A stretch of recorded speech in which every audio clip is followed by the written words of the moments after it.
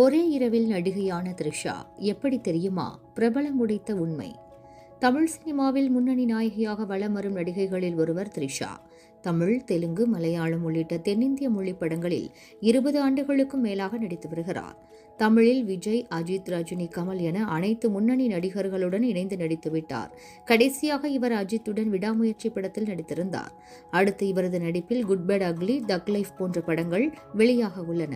இந்நிலையில் நடிகை த்ரிஷாவுக்கு ஹீரோயின் வாய்ப்பு எப்படி கிடைத்தது என்பது குறித்து நடிகர் ராதா ரவி பேட்டியில் பகிர்ந்துள்ளார்.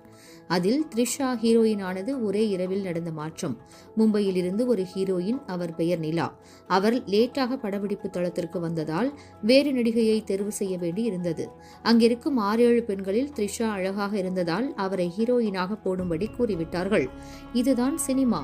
தலையில் எழுதப்படும் விதியில் இருந்து யாரும் தப்பிக்க முடியாது என ராதா ரவி கூறியிருக்கிறார்.